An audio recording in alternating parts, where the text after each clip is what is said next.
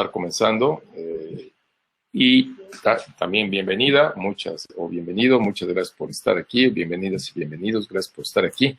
Vamos comenzando esta segunda sesión del día de Sal de la Curva, ¿no? Siempre es un gusto recibirlos y contar con su participación. Perdón, el día de hoy, después yo creo que ya de estar hablando toda la mañana, comienza uno a tener problemas en la voz, pero un gusto que estén por aquí. Como saben, pues es una iniciativa en la que buscamos ofrecer la opinión de expertos, profesionistas, empresarios, emprendedores, con el objeto de pues, guiar, compartir, tener información que permita ayudar a mitigar los efectos de la crisis ante este escenario que vivimos en los pequeños negocios, microempresas, pequeñas empresas, profesiones independientes, etcétera, ¿no? El día de hoy nos acompaña Paco y te lo voy a presentar. Las recomendaciones que hacemos en la plataforma es, por favor, mantener sus micrófonos apagados, su cámara también apagada. Pedimos que por medio del chat hagan sus preguntas, sugerencias o comentarios, ¿no? Haría una excepción el día de hoy porque yo creo que pueden aprovechar a Paco de una manera total, al 100%. Creo que tenemos algunos participantes, 7, 8, etcétera. Si el número les parece que ande por ahí, pues daríamos oportunidad, Paco, de abrir los micrófonos. Nada más quien quisiera me lo indica y vamos gestionando eso, ¿no? Dependiendo del número y de la forma en la que podamos trabajar. Miren, yo quiero presentarles a Paco, ¿no? Y lo presento así primero porque antes que nada somos muy buenos amigos, ¿no? Entonces, antes que nada, pues aprecio tu amistad, Paco.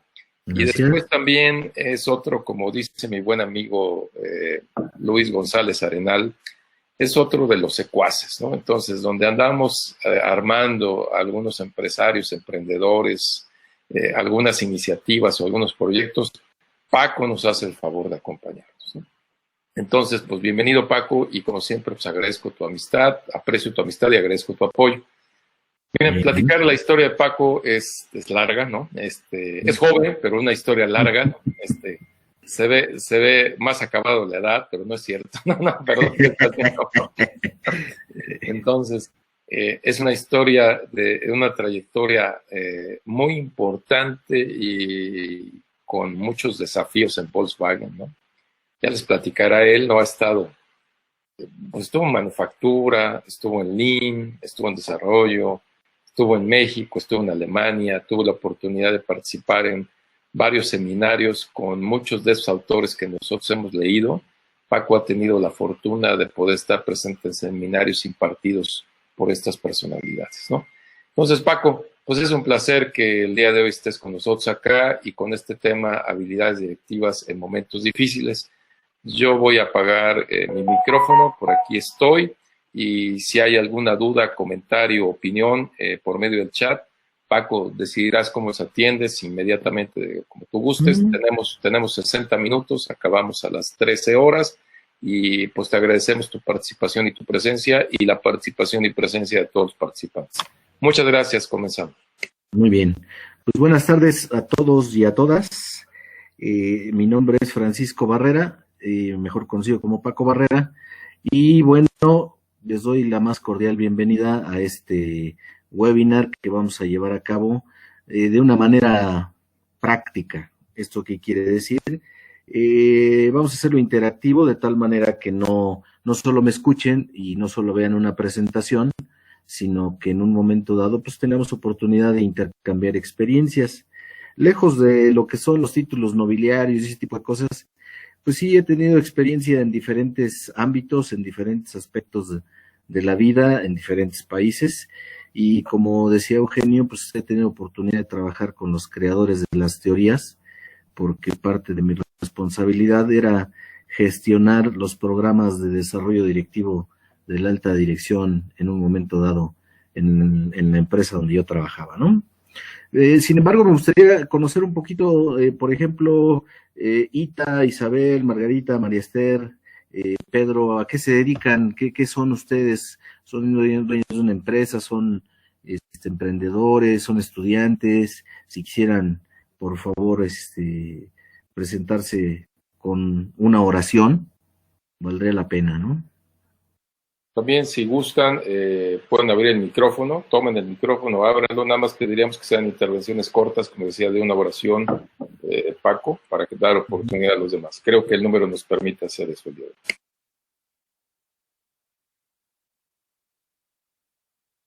Todos están escribiendo. El micrófono se puede abrir abajo de la presentación. Hay un icono que le dan clic y lo pueden abrir. Muy bien, entonces a quien guste hacerlo de esta manera.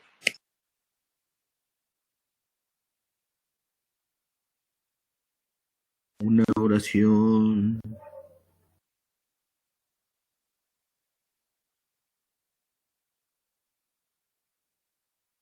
Pita es docente universitaria, 15 años de experiencia en el área automotriz. Perfecto, muy bien, qué bueno.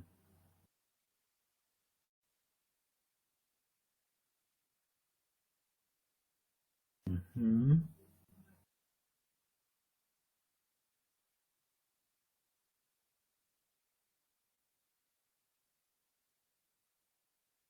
¿Sí? ¿Nadie más? Bueno. Pedro es dueño de un negocio de anuncios luminosos y publicidad, cuenta con 12 personas y está en crecimiento. Qué bueno. Muy bien, pues ahorita vamos a ir revisando este tema. Estudiante de turismo, Isabel en Boab, interesada en emprender. Qué bueno, muy bien. Perfecto. 1, 2, 3, 4, 5. Vamos a esperar unos segundos más para ver si quieren usar el micrófono. Pero de entrada no voy a hacerlo con la presentación que está aquí puesta, que es la presentación de PDF, sino lo vamos a hacer con la presentación en PowerPoint que yo tengo preparado para ustedes y que en un momento dado, pues vamos a estar trabajando. Si hubiese alguna pregunta, no tengo, en este caso estoy compartiendo en pantalla completa. Si alguien tiene alguna pregunta, por favor use el micrófono porque no tengo acceso a la cuestión del chat, ¿no? Por favor. Bien, entonces nuestro tema se llama habilidades directivas en momentos difíciles y voy a obviar hablar del momento difícil que estamos trabajando todos porque no se trata de eso, ¿no? Entonces, iniciamos.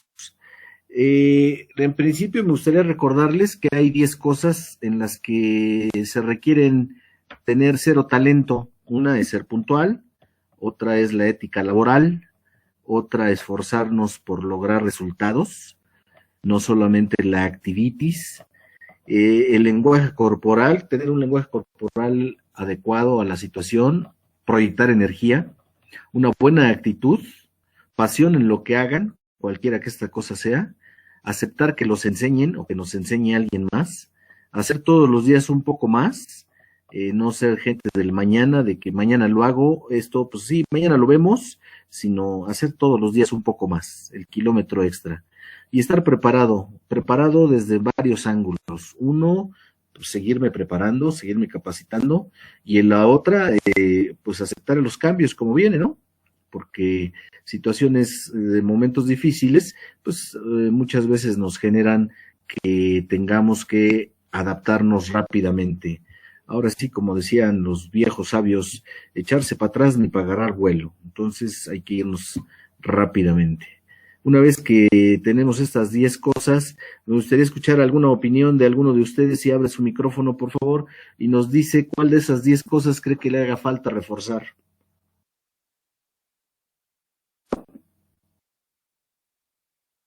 ¿Nadie? ¿Nadie? Bueno, entonces quiere decir que todos tenemos las 10 cosas. Excelente. Vámonos para adelante entonces. Las habilidades directivas muy frecuentemente las tenemos o las encontramos con el aspecto de ser mencionadas como hard skills y soft skills. Sin embargo, yo las voy a tratar desde otro ángulo porque a veces tratarlas desde el soft, desde ahí les quita o les resta importancia. Y en este momento me da la impresión de que tenemos que darles toda la importancia que se pueda a estas habilidades suaves, porque al final del día no estamos trabajando los que lo hagamos por el home office, no estamos trabajando con máquinas o sistemas, estamos trabajando con personas. Y recuerden que las personas dicen, hacen, sienten, piensan y por lo tanto interactúan con los demás. Entonces, si lo abordamos desde ese punto de vista, son 3 las habilidades directivas genéricas, independientemente del nivel que ocupemos. Son las habilidades técnicas, las habilidades conceptuales y las habilidades humanas. Desde ese punto de vista, pues las habilidades técnicas y conceptuales tienen que ver con lo siguiente. Por ejemplo, una habilidad técnica es la administración por objetivos, otra es la calidad total en la administración, otra es la administración por excepción y la solución de problemas o el control estadístico del proceso. Una habilidad conceptual es la planeación estratégica, esto es subirnos al helicóptero, el planear escenarios no a 1 año, sino a 3, a 5, a los que sea necesario. En momentos difíciles eso se complica, déjenme decirles, porque en momentos difíciles como el que estamos viviendo, pues el largo plazo para mí son 2 días, de tal manera que tenemos que estar haciendo planeaciones muy ágiles, muy aterrizadas, pero que no esperemos tener los próximos 5 años, porque al final del día esto está girando mucho más rápido de lo que normalmente lo hace. Entonces, las habilidades técnicas y conceptuales son las que me sirven para dirigir a un equipo de trabajo, para llevarlo a lograr objetivos, a lograr resultados. En un momento dado, he estado trabajando con otros colegas, dueños de empresa, y les decía yo, me da la impresión al verlos en pijama, al verlos en pants, al verlos en short, me da la impresión de que ustedes se sienten de vacaciones. Y por lo tanto, si ustedes también proyectan esa imagen a sus colaboradores, pues los colaboradores van a sentir que están haciendo lo mismo. Independientemente de que no pueden manejar la máquina, no pueden operar un equipo X, pero al final del día el tema técnico y conceptual necesita ser abordado con la mayor de las formalidades que se pueda, dado que el estar en casa no implica comodidad solamente, sino implica también compromiso y esforzarse en proyectar esa imagen y ese lenguaje corporal, porque lo vamos a ver en unos par de diapositivas más adelante. Hay algunas cosas que requerimos hacer, ¿no? Y que en un momento dado yo se las presento como sugerencias de un proceso sistemático para llevar a cabo la aplicación de estas habilidades directivas. Y por el lado de las habilidades humanas, en las habilidades humanas tenemos la inteligencia emocional, por supuesto, la habilidad de negociación, la habilidad de ser demócrata cuando haya que serlo, de ser autócrata cuando haya que serlo, de generar esa empatía, esa escucha activa y ese manejo de conflictos. Porque en un momento dado, en este caso no tenemos a la persona de viva voz, quizá sí, pero no tengo a veces todos los elementos para poder observarla y generar esa empatía o esa escucha activa, porque recuerden que más o menos el 55% del efecto que yo genero en mi comunicación tiene que ver con el lenguaje corporal, más que con el lenguaje verbal o el paralenguaje. Recordando que el paralenguaje pues, son todas esas muletillas que utilizamos, todos esos cambios de tono, todas esas formas de cantar al hablar o no, todo eso forma nuestro paralenguaje. Y aunque por teléfono lo puedo seguir viviendo, en un momento dado es mejor tenerlo en vivo y en este caso con la ayuda de la tecnología. La aplicación de las habilidades humanas es lo que conocemos todos como liderazgo. Y liderazgo, pues es, entre muchos conceptos, la capacidad que tenemos de influir a las personas para llevar a cabo alguna actividad, sea la razón que sea. Para unos puede ser una buena razón, para otros no, pero la capacidad que yo tengo para influir en las personas es considerado como el liderazgo. Hasta este momento, ¿alguna pregunta, alguna aportación que alguien quiera hacer? También va para ti, mi queridísimo Eugenio. Sí, sé que estás a pantalla completa. Verónica dice, tengo una clínica dental, tengo 2 asistentes que son dentistas e invito a 5 especialistas, ¿no? Ujú. Ita nos dice que no tiene acceso al micrófono. Ahorita vemos si podemos hacer algo de eso. Vamos a pedirle a Miguel si nos puede apoyar. Ándale, y si me apoyas en ese sentido de seguir leyendo el chat, te lo voy a agradecer mucho. Déjame leerte otro. Isabel comenta, ¿de qué manera ser autócrata? ¿De qué manera ser autócrata sin ser autoritario? Ujú. ¿De qué manera ser autócrata sin ser autoritario? Mira, el autoritarismo tiene que ver no nada más con el qué, sino con el cómo.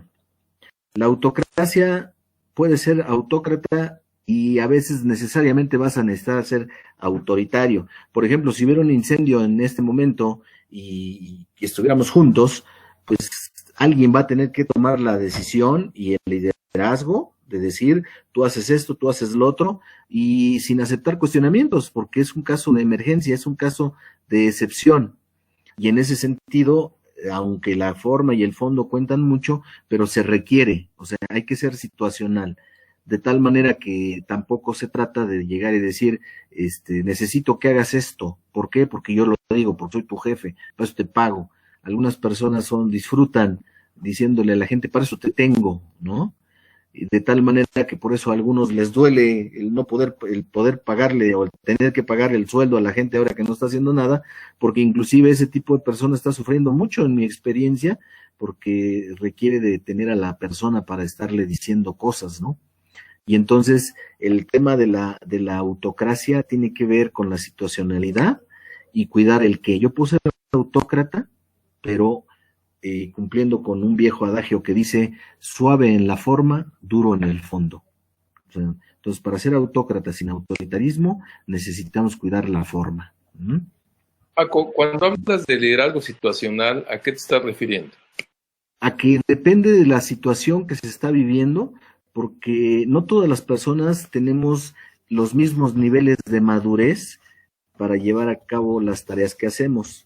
Si ustedes recuerdan, hay tareas donde sus colaboradores o ustedes son muy maduros. Esto es porque lo pueden hacer, lo saben hacer y porque quieren hacerlo. Pero habrá otras tareas donde ustedes lo puedan hacer, pero no les guste. Les voy a poner mi caso. A mí me cae gordo hacer reportes y estar haciendo hojas de Excel y cosas de ese tipo, me cae gordo.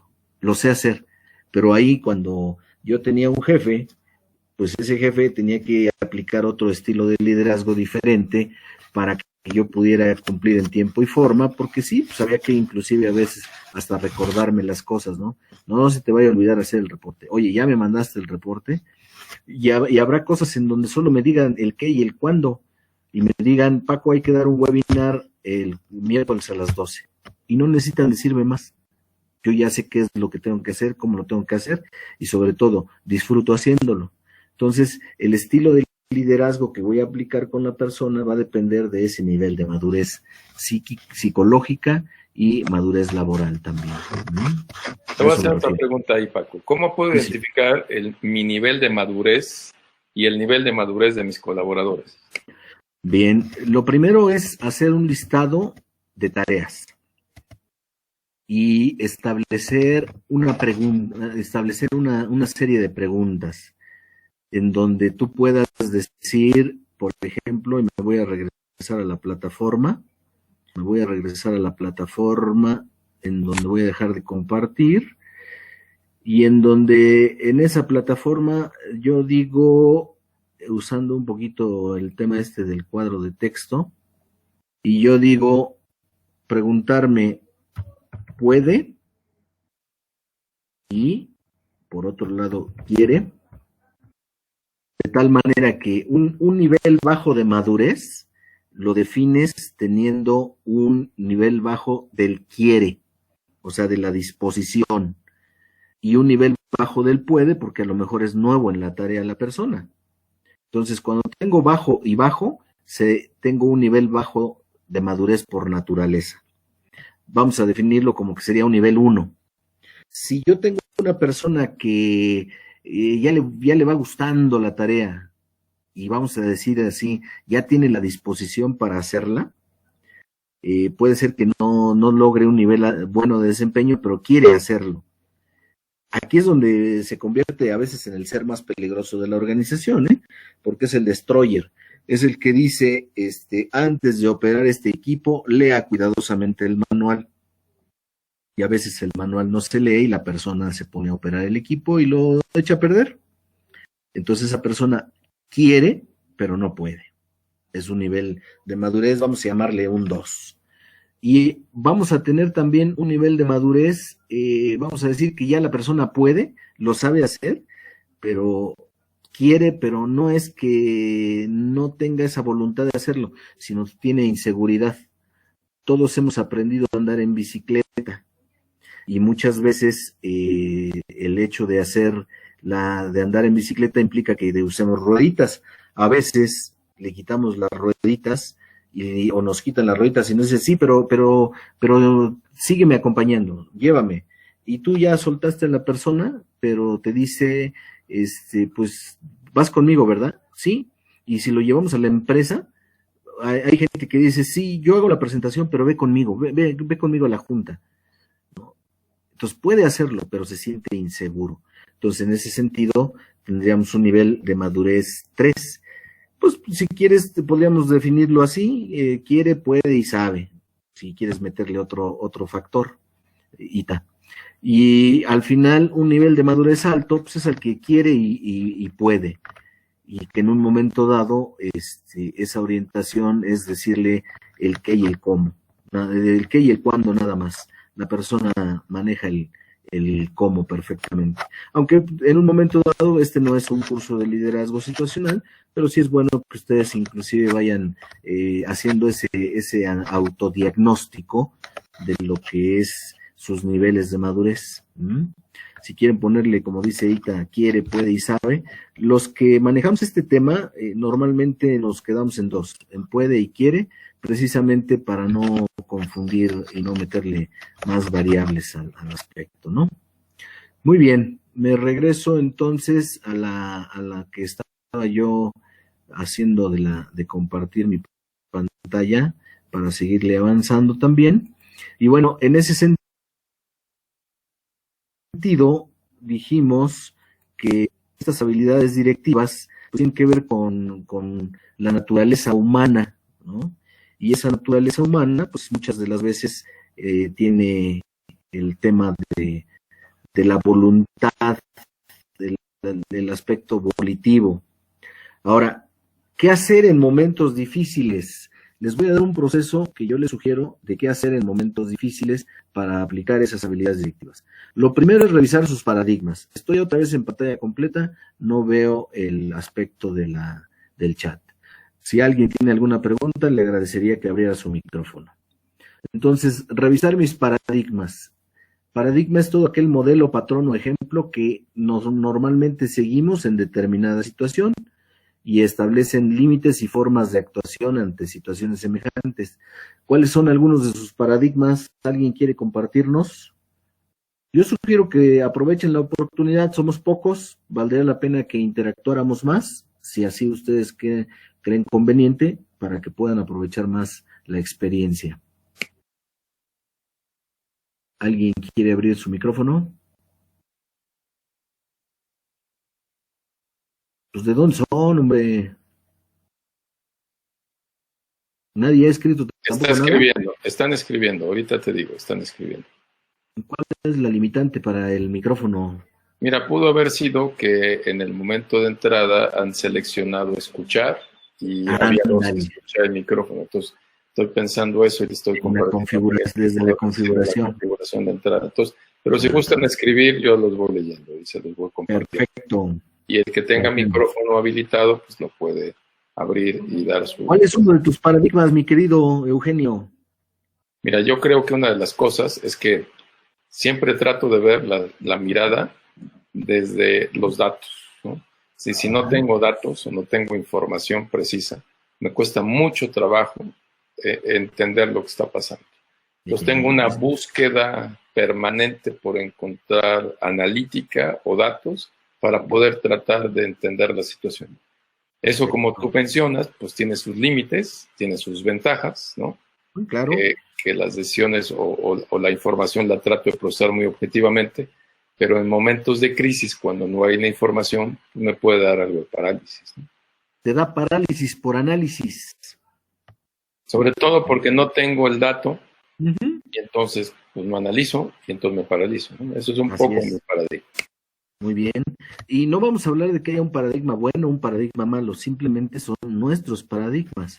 Y acuérdense que también los paradigmas son resultado de las proyecciones que hacemos de la manera en la que fuimos educados durante las primeras infancias. Lo que hacemos, decimos, cómo caminamos, cómo nos comportamos, no lo aprendimos la semana pasada, el año pasado, ¿eh? Lo aprendimos desde la primera infancia, gran carga de eso. Cuando digo gran carga, me refiero al 95% de nuestros comportamientos actuales son proyecciones. Mira, Ita dice, un paradigma académico es, en el aula se enseña, no se aprende, ¿no? En el aula se enseña, no se aprende. Sí, claro, es de la didáctica antigua. Una de mis carreras es la de ser licenciado en pedagogía. Y así aprendí yo en la década de los 70, ¿no? Nos decían, ustedes van a enseñar, ya se hablaba del proceso de enseñanza-aprendizaje, y en algunos casos, pues lo importante no es lo que aprende el alumno, sino lo que yo enseño, y medimos solamente ese acto, ¿no? Muy bien. Isabel dice, no sé si funcione como paradigma o ideología ante situaciones difíciles. Realizo pequeñas acciones que me ayudarán a generar grandes cambios. Sí, pues es un paradigma al final del día. La ideología está generada a través de paradigmas, a través de creencias. Cuando compartimos creencias, generamos alianzas. Y cuando generamos alianzas, pues generamos ideologías y maneras de actuación. Ita dice, no lo pienso, pero es muy común escucharlo. Ahí sí no le entendí, no sé si tú le entendiste. ¿Tiene que ver con el anterior? Probablemente. Si nos los puedes aclarar, sí, te agradeceremos. Ah, sí, dice que sí, ¿no? Perfecto. Tiene que ver con el anterior, ¿no? Está escribiendo Pedro, si quieres seguir comentando, y conforme vayan llegando yo te voy leyendo. Bien. Entonces, lo primero es, en momentos difíciles hay que revisar mis paradigmas, porque también en los paradigmas vamos a encontrar muchas respuestas y vamos a encontrar mucha tranquilidad. Entonces, si yo le doy a las habilidades gerenciales, directivas, técnicas, humanas y conceptuales, y estoy de acuerdo en que éstas se reflejan de esta manera, entonces tengo estos paradigmas, y estos paradigmas me van a llevar a definir la zona en la que estoy moviéndome en este momento difícil. Puede ser mi zona de confort, mi zona de miedo, mi zona de aprendizaje, mi zona de éxito o fracaso. Hay gente que, como decía yo, está en una zona completamente de confort, ¿no? Y algunos incluso me atrevo a decir que hasta sus hábitos de limpieza cambian.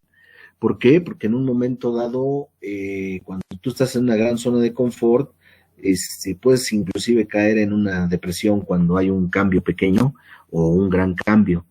Entonces, hay gente que lo está reflejando de esa manera. Por eso también la inquietud de poder colaborar y compartir este tipo de pensamientos, maneras de actuación. Hay gente que le da mucho miedo, hay gente que dice, bueno, pues lo peor que puede pasar es que aprenda.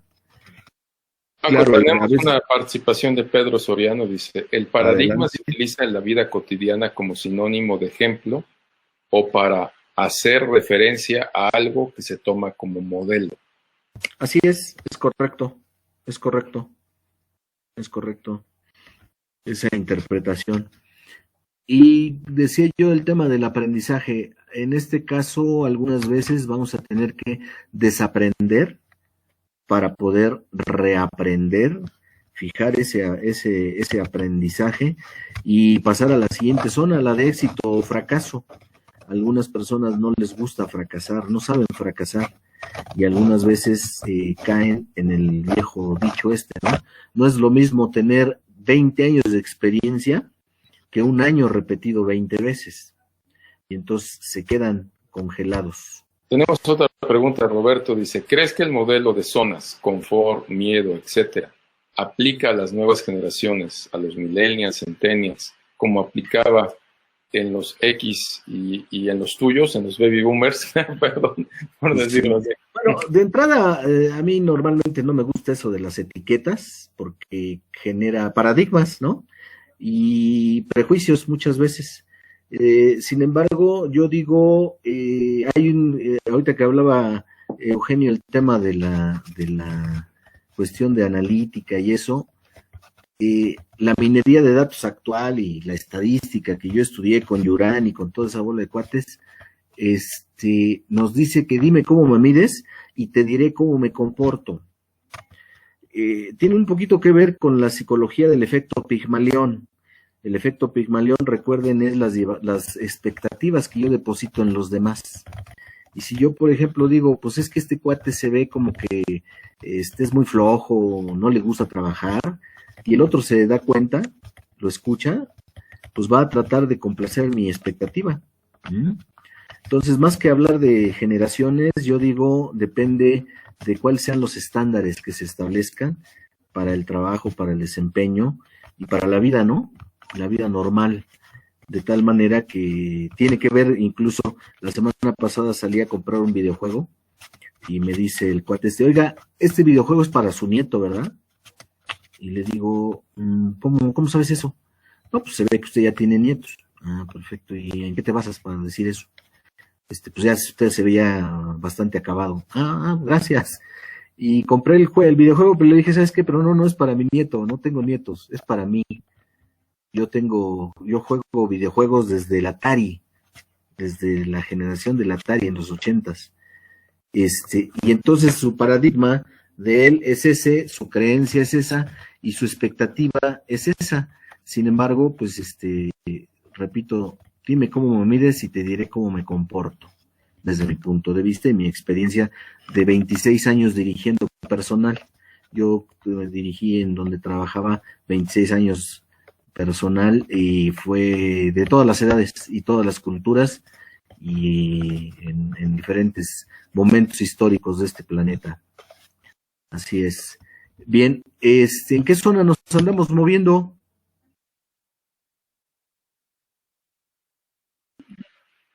Están escribiendo, está escribiendo Isabel. ¿En cuál te andas moviendo, mi querido Eugenio? Pues mira, yo creo que yo me muevo mucho en una zona de aprendizaje, ¿no? Y con este aprendizaje metido en aquellas cosas que me dan y aquellas que no me dan, ¿no? Y aquí yo te haría una pregunta hace un instante que mencionabas que hay que desaprender para aprender. ¿Tú podrías compartir una experiencia en donde hayas desaprendido algo para generar el espacio para aprender algo? Sí, cómo no. Mira, corría el 23 de diciembre de 1999 y me hablaron y me dijeron, Pancho, te necesito mañana en el área de seguridad de la planta. 23 de diciembre, 99. Y dije, sí, ¿cómo no? ¿A qué hora? A las 7 de la mañana. A las 7 estaba yo ahí, a las 7:20 le hablé, oye Pancho, me dijiste que me necesitabas aquí en la vigilancia. Ajá. Digo, ¿y tú vas a venir? No. ¿Por qué voy a venir? Pues entonces, ¿para qué me quieres? Pues es que tú eres el nuevo jefe. Ah, caray. Y el día anterior había estado dando yo un curso de habilidades directivas. Entonces me tocó el hecho de desaprender que ya no estaba en una zona de confort, en un aula y con un ambiente 100% controlado, sino que me iba a enfrentar a dirigir 480 guardias, a dirigir bodegas, la seguridad de las bodegas de la empresa, escoltas y todo ese tipo de cuestiones. Y fue un proceso, voy a decir así, doloroso, pero muy rápido, y todo tuvo que ver con el hecho de que tuviera la apertura a perder el miedo y decir, bueno, pues si pusieron la confianza en mí, adelante.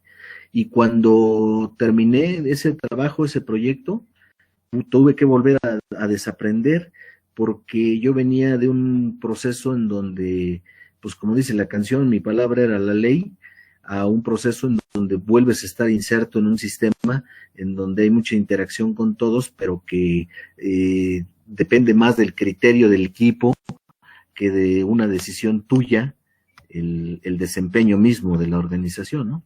Entonces, ese momento histórico a mí me generó muchísimo aprendizaje y me hizo ver la vida de una manera completamente diferente.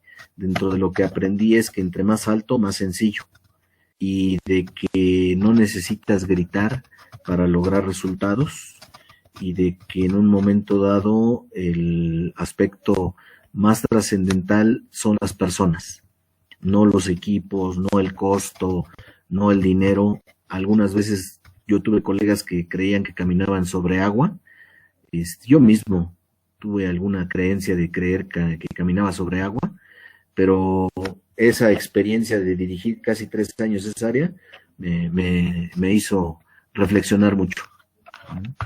Pedro comenta, Paco, que entiendo que es un conjunto de conceptos, valores, técnicas y procedimientos para definir problemas y buscar soluciones. Creo que Pedro te está refiriendo a paradigma, ¿no? Me imagino que fue la pregunta, o por ahí. Hace rato esa era la pregunta. Yo también lo interpreto como que él está hablando de todo lo que es el conjunto de las habilidades directivas. Y sí, fundamentalmente hay dos cosas por las que se le paga a un directivo. Una es el apoyo a la solución de problemas, y más adelante vamos a ver la otra, ¿no? Pero en este momento me gustaría si pueden comentar algo de en qué zonas se están moviendo.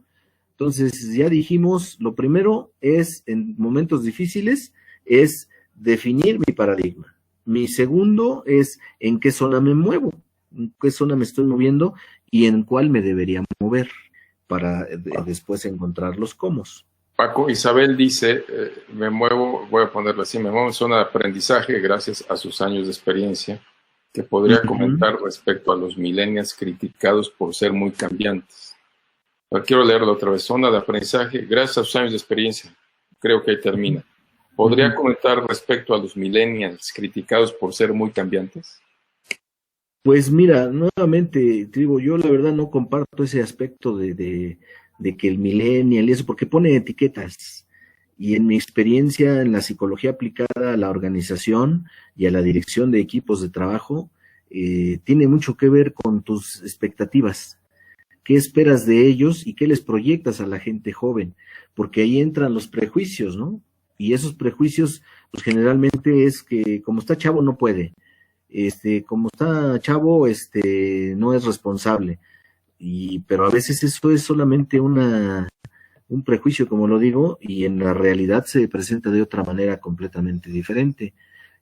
Insisto. Isabel comenta, dando comentario, perdón Paco, Isabel comenta y dice, es decir que los millennials van de una empresa a otra. Creo que eso se refiere cuando son muy cambiantes.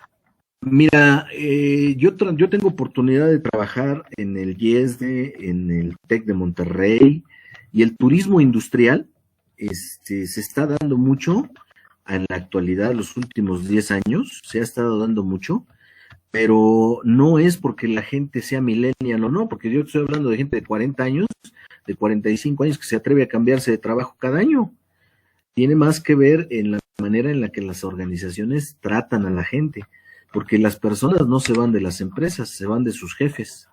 Entonces, esa situación de que el millennial cambie y eso, pues digo, a lo mejor sí, pero en mi experiencia no solamente ellos, no solamente la gente joven, también la gente que ya tiene otro tipo de edades y otro tipo de experiencias. A algunos de ellos les da, como te digo, les da seguridad los programas de desarrollo que han llevado para poder ir incursionando en diferentes empresas. Ita dice, ¿cómo compartir con las nuevas generaciones las experiencias vividas de momentos difíciles para que ellos tomen acciones a su manera, pero que tenga éxito? Bien. Si nos fijamos en las técnicas de enseñanza, aprendizaje actuales, ya no son aunque hay algunos maestros que sí, que todavía te dejan el libro para que investigues y le resuelvas un cuestionario. En mi experiencia me ha dado más resultado hablar del método del caso, o sea, plantearlo como un caso, ya sea de éxito o fracaso, pero un caso para que la gente aprenda algo, por un lado, y por otro lado, los que dicen que hablan inglés le llaman el storytelling, en el cual tú generas una narrativa, porque muy frecuentemente me ha tocado interactuar con personas que dicen, mira, lo que pasa es que tú no sabes, te voy a decir cómo, ¿no? Y entonces cuando caes en eso, pues en mi experiencia generas como que el sentido o la sensación de que el otro no sabe y tú eres el que sabe, ¿no? Entonces el compartirle, pero desde un punto de vista de dándole la oportunidad al otro de decidir si lo quiere aplicar o no, si considera que lo puede aplicar o no, y no generar el tema de que yo soy el que sabe y tú no. Eso es en mi experiencia trabajando en escuelas de negocios y en cuestiones pues inclusive no solo en el país, ¿no? Hace poco trabajé un tema de un curso en el MIT sobre Design Thinking, y algunos de mis colegas caían en esa situación, ¿no? Y lejos de abrir la creatividad con la gente más joven, pues la cerraban, porque pues prácticamente uno de ellos le decía, es que yo a mis 70 años te puedo enseñar muchas cosas, ¿no? Y el otro decía, pues sí, pero no era el qué, sino el cómo se lo decía, el que influía mucho. Cuiden el cómo. Blanca Elisa pregunta, ¿qué valor darán los empleadores a la antigüedad generada por los colaboradores? ¿Es un plus o es algo irrelevante? Mira, una cosa es la antigüedad y otra la experiencia, ¿no? Porque como antigüedad hablamos de pasivo laboral, pero como experiencia hablamos de valor del capital intelectual. Y te voy a decir con mucho dolor que a veces quienes toman las decisiones en las empresas se basan más en reducir el pasivo laboral que en conservar o aumentar el capital intelectual, aunque a la larga se dan cuenta que dejaron ir capital intelectual que va a ser muy costoso y va a tardar muchos años en volverse a generar. Entonces, no todas las empresas le dan ese valor. Las que sí se lo dan sobre el tema de capital intelectual, en mi experiencia, sufren menos y son más competitivas a nivel global o local. No hay comentarios por ahora, si quieres continuar con el tema. Perfecto. Un tercer aspecto es establecer prioridades y definir el estándar de actuación. Algo que yo pregunto es, en este momento, ¿ustedes llevan agenda o se levantan y pues se bañan, comen, etcétera, etcétera? O cómo es su vida, ¿no? Pero una agenda hay que llevarla, o sea, hay que seguir haciendo anotaciones en nuestro calendario electrónico, en el calendario de papel. Algunos usan post-it, sí, pero al final del post-it es un recordatorio. En cambio, una agenda es la planeación de mi vida, de mi tiempo. Y en esa planeación yo necesito saber cómo va el partido. ¿Esto qué quiere decir? ¿Qué es importante y no se puede posponer? No urgente, importante. B, ¿qué es importante pero puede posponerse, ¿no? C, ¿qué es opcional? Una palomita, una señal ahí que ya se realizó. Una X o un tache, quiere decir que ya se eliminó, ya no la voy a hacer. Una flecha hacia adelante es transferida a otra fecha o a otra persona. Y un punto es que se está llevando a cabo, que estoy en ese momento dado, que estoy en proceso. Esto que tenemos aquí es la causa por la cual muchos directivos sufren en la empresa, o mucha gente no duerme, despierta en la noche, tiene esos despertares nocturnos, esos cuestiones de que está intranquilo, pero no se levanta a agarrar un papel y de escribir lo que tiene pendiente, sino que se la pasa dando vueltas en la cama. Pero es porque no se establecen las prioridades y no se define ese estándar de actuación. Entonces, desde mi perspectiva, yo les sugeriría, sigan trabajando su agenda. No importa que estén en su casa. Hay momentos laborales y momentos familiares. Sigan trabajando en ese sentido. Yo lo sé, algunos tienen niños pequeños y tener un niño pequeño te ve y a veces es difícil que lo puedas quitar o que puedas generar ese espacio, pero de alguna manera necesitamos encontrar esa situación porque es una gran fuente de estrés, el no establecer prioridades y definir el estándar de actuación. Entonces, llevamos 3 aspectos vistos. 1, los paradigmas. 2, dijimos las zonas. 3, el establecimiento de un proceso de planeación para definir prioridades y estándares de actuación.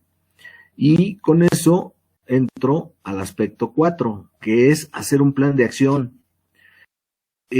Podríamos hablar de que a nivel empresarial estamos hablando de una cuestión de un diagrama de Gantt, una administración del proyecto. Sin embargo, esto lo podemos hacer con algo tan sencillo como en nuestra misma agenda o en algún software. Por ejemplo, estos son de las plantillas que hay en Excel, de las plantillas que ya traen blanco, pero importante es que sepamos qué tareas vamos a hacer, quién las va a hacer, cuál es el progreso que lleva la tarea, cuándo inicia y cuándo termina. Porque si somos jefes de alguien, ese alguien necesita saber que va a dar un resultado, que se va a medir ese resultado, porque de lo contrario, repito, vamos a generar esa sensación de que todo está bien y que estamos de vacaciones, y eso no es cierto, no estamos de vacaciones. Bien, entonces, este sería el 4º paso. Un 5º paso, medir el desempeño o logro de los objetivos contra el estándar. O sea, saber cómo va cada persona en cuanto a sus actividades o cada proceso, pero representarlo de alguna manera, que podría ser esta, en un gráfico de barras o en un gráfico de pastel, como ustedes definan que se puede medir el desempeño del proceso que estén llevando a cabo, es válido. Ustedes definan su propia manera. Para mí, esta es muy, muy clara porque me dice, independientemente de los números, hablemos de los colores, me dice lo que estoy logrando en verde, me dice lo que estoy en progreso en amarillo, lo que está en proceso, y me dice lo que no estoy logrando en rojo. Y si esto tuviera signo de pesos a un lado, al lado izquierdo, podría estar viendo cuál es el uso de mis recursos económicos, porque a veces eso es lo que no se mide, y lo que no se mide no se puede mejorar, damas y caballeros. Entonces, estos 5 pasos que llevamos hasta este momento, que bueno, voy a regresar rápidamente. 1 es el revisar mi paradigma o mis paradigmas, definir la zona en la que estoy moviéndome, el hecho de generar mi priorización y el estándar de actuación, el hacer un plan de acción, ¿no? Hacer ese plan de acción que estoy llevando a cabo y medir el desempeño o logro de objetivos contra el estándar, ¿no? Paco, tenemos una pregunta, dice, sí, señor. Margarita dice, configurar los KPIs, ¿no? Ajá, ¿cómo puedo yo establecer el KPIs? ¿Los establezco para un departamento, para una gerencia, para una persona, para un negocio? ¿Puedo establecerlos a diferentes niveles? ¿Y cuáles son los KPIs? ¿Cómo puedo saber que un KPI es relevante para mi negocio, para mi dirección, para mi gerencia, etcétera? Bien, de entrada los KPIs son maneras para medir el desempeño de la organización. Para que yo pueda saber si mi organización va bien o no, lo primero es tener mi planeación estratégica, que no es otra cosa más que tener mi misión, saber para qué existe mi empresa, por qué existe, mi visión, a dónde quiere llegar mi empresa, los valores, o sea, el código de conducta que se va a llevar a cabo en mi empresa, y cuáles son las metas cualitativas o las metas cuantitativas. Esa es la planeación estratégica que todo director debería tener de su empresa o de su área, como queramos verlo, y debe venir en un despliegue. Si hablamos de eso, por ejemplo, los japoneses tienen su metodología del Hoshinkanri, que tiene que ver con el despliegue de metas en un árbol, pero que al final del día esa cuestión nos va a decir cómo yo establecí mis indicadores en la parte superior de la pirámide y cómo van a ser desplegados hacia los colaboradores. Y mira, sin tanta ciencia, yo te diría, tienes indicadores, KPIs económicos, o sea, dinero, tiempo, índice de calidad, satisfacción del cliente, tiempo de entrega, alguien le llama órdenes directas, o sea, cuántos pedidos tengo que el cliente recibe en tiempo y forma y que en un momento dado recibe lo que pidió, en todos los sentidos. También tienes el tema del volumen, ese es otro de tus indicadores. Déjame decirte, por ejemplo, a veces la gente dice, bueno, es que no me queda claro el volumen para un área de servicios, un restaurante, pues depende cuánto sea el número de comensales, podría ser el volumen, pero también la cantidad de dinero que tiene ticket promedio. ¿Cuánto es el ticket promedio de una mesa en un restaurante? Entonces, los indicadores los puedes definir de diferentes maneras de acuerdo a la naturaleza de tu negocio, pero al final yo te digo son 5. Es dinero, tiempo, calidad, volumen y personal. ¿Tienes a las personas correctas haciendo el trabajo correcto o estás adaptando la estructura, ¿no?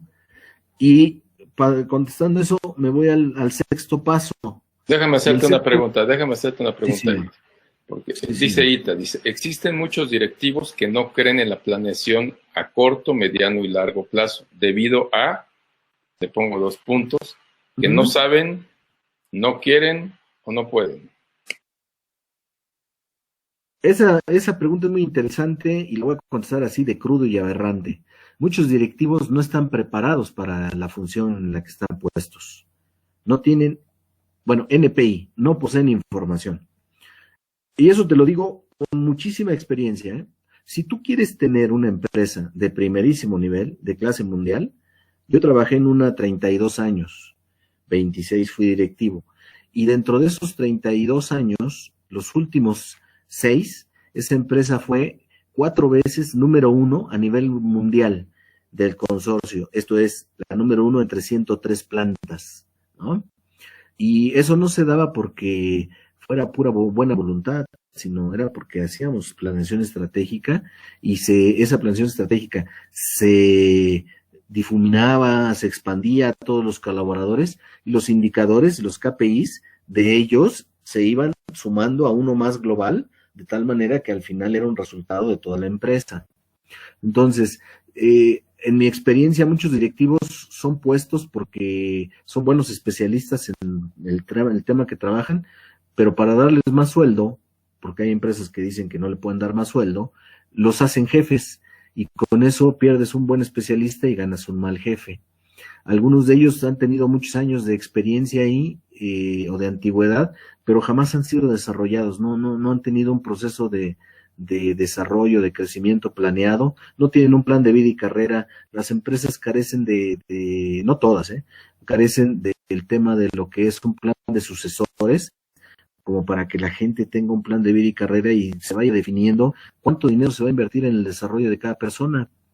Y entonces algunos, yo soy asesor de un banco que es blanco con rojo, que tiene sus oficinas en Reforma en el DF, y por ejemplo su capacitación es muy buena, sin embargo es de cafetería. Entonces ellos se ponen y dicen, este es el curso que me gusta, es el que no me gusta, y entonces eso genera que el directivo no tenga realmente un plan de desarrollo bien establecido y hay mucha rotación entre ellos y los sueldos no son nada bajos, no son nada despreciables, pero ese tipo de cuestiones de no saber para dónde voy genera esa parte. Y en los colaboradores pues genera frustración también porque pues mi jefe no me satisface su desempeño como mi jefe, ¿no? Porque al final del día, la pirámide en la dirección de personal no es como la conocemos, es una pirámide invertida. Yo soy quien debe soportar, y no en el sentido de aguantar, sino de dar el soporte, de dar los recursos, de gestionar el negocio para que la gente crezca y se dé esa calidad en el servicio, en la fabricación, en la producción de un bien o de un servicio, ¿no? Entonces, desde ese punto de vista... ¿Sí? Ita comenta, dice, así es, eso es gestión de talento y no solo administración de recurso humano. Se nos está agotando el tiempo, yo quisiera hacerte una pregunta.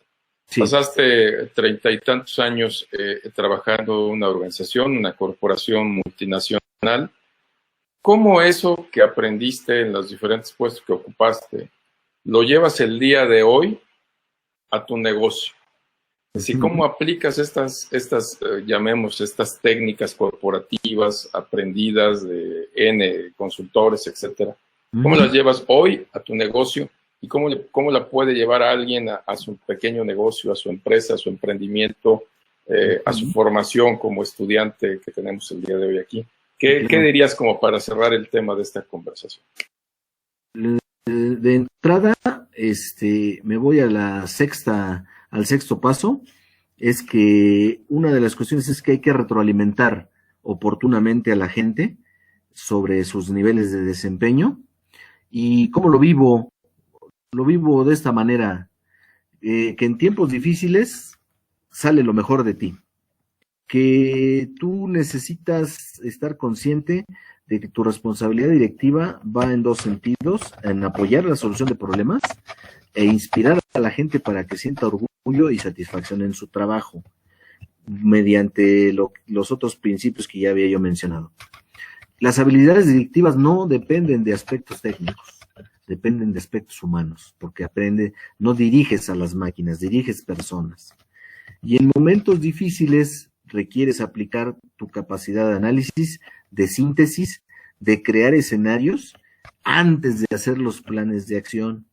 Y sobre todo, esto que voy a decir también es fundamental: la estructura obedece a la estrategia y nunca al revés. Hay empresas que primero hacen la estructura y después dicen, bueno, este es mi organigrama y ahora ¿qué hacemos con esto? Y entonces, por eso es que a veces sobran personas en las empresas, porque las estructuras están muy gordas. Entonces, esa es la manera en la que yo te contestaría, Eugenio, el tema de cómo hago la aplicación de lo que aprendí en la empresa, ahora en mi negocio, generando esos 6 pasos. Muy bien, pues hemos llegado al término de esta mentoría y yo de esta conversación que hemos tenido con Paco y con la participación de todos ustedes. Agradecer a Ana, Blanca, Isabel, José, etcétera, y por supuesto a todos los demás, y por supuesto a Paco su presencia en esta mentoría orquestada por la iniciativa Sal de la Curva. Esperamos que algunos de los conceptos y estas experiencias que hemos compartido sean de utilidad para que todos podamos sacar de aquí algún grano de arena que nos permita pues tener un camino o una iniciativa o una toma de decisión para ir mitigando los efectos de esta crisis y por supuesto para ir planeando nuestros modelos de negocios o nuestras expectativas o proyectos cuando esta crisis vaya pasando. Muchísimas gracias, Paco, por tu participación. Como siempre, agradezco tu presencia y agradezco la presencia de todas y todas en esta sesión del día de hoy. Tenemos una siguiente sesión a las 17 horas. Estará con nosotros David Torre compartiendo su experiencia como emprendedor en un par de proyectos. Entonces, muchas gracias y nos vemos más tarde. Hasta luego, Paco. Gracias a todos. Gracias. Hasta luego.